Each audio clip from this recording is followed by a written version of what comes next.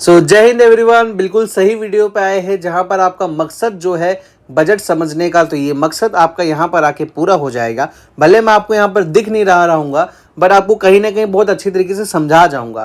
तो चलिए सबसे पहले हम लोग अंडरस्टैंड करते हैं बजट होता क्या है, और जहाँ पर आप लोग समझने वाले हो कि सरप्लस बजट क्या होता है और डेफिसिट बजट क्या होता है। तो चलिए अब सबसे पहले अगर हम लोग देखते हैं तो बजट के बारे में समझते हैं। अब बजट जो ये होता है, अब कहीं ना कहीं आपको पता होगा, जैसे एक होता है हमारा सेंटर, राइट। एक क्या होता है हमारा सेंटर गवर्नमेंट होता है। सेंटर गवर्नमेंट के नीचे क्या आता है, तो सेंटर गवर्नमेंट के नीचे आता है हमारा state government, right. State government के नीचे क्या आता है हमारा लोकल गवर्नमेंट आता है। इस तरीके से आपको पहले ना स्ट्रक्चर समझना रहेगा। क्लियर हो गया।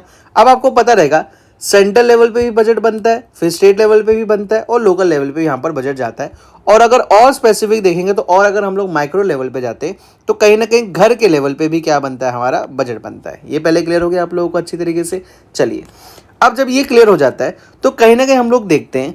अब मान लो घर के लेवल से शुरुआत करते हैं।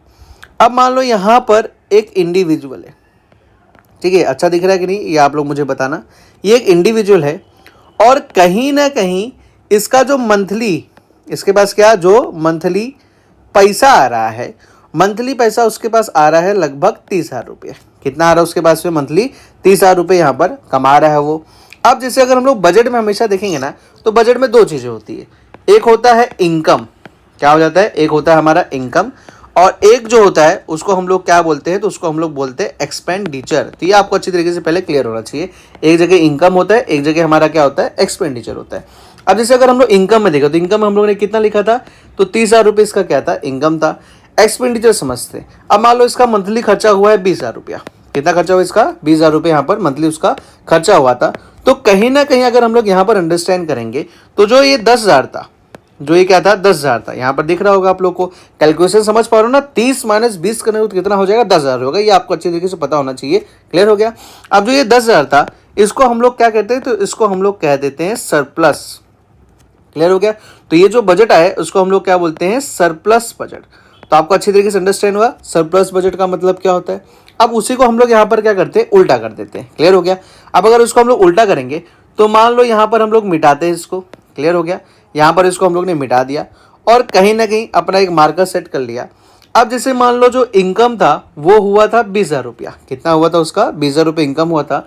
और मान लो उसका एक्सपेंडिचर हुआ था 30,000 रुपया। जैसे हमेशा होता रहेगा, जिसको हम कहते हैं ना आमदनी अठन्नी खर्चा रुपया। तो कहीं ना कहीं आप लोग देखते रहोगे, ये हाउस होल्ड लेवल पे भी होता है कि इनकम कम है बट कहीं ना कहीं एक्सपेंडिचर हमारा क्या हो जाता है, ज़्यादा हो जाता है। तो यहाँ पर आपको दिख रहा होगा पहले जो सरप्लस में था अब वो किस में हो गया है, अब वो हो चुका है डेफिसिट में हो चुका है। मतलब 10,000 रुपये क्या हो रहा है, इसका बहुत ज़्यादा खर्चा हो चुका है। मतलब अपनी इनकम से ज़्यादा इसका क्या हो गया, खर्चा हो चुका है। तो ऐसे कॉन्सेप्ट को हम लोग बोलते हैं डेफिसिट बजट। क्लियर हो गया। तो बहुत इजी वे में आपको मैंने यहाँ पर समझाया हुआ है।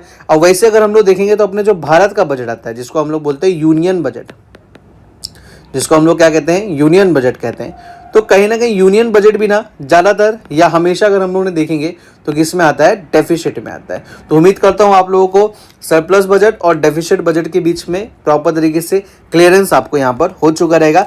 फिर हम लोग नेक्स्ट वीडियो में मिलते हैं और आगे टॉपिक को शुरुआत करते हैं बजट के बारे में। चलिए।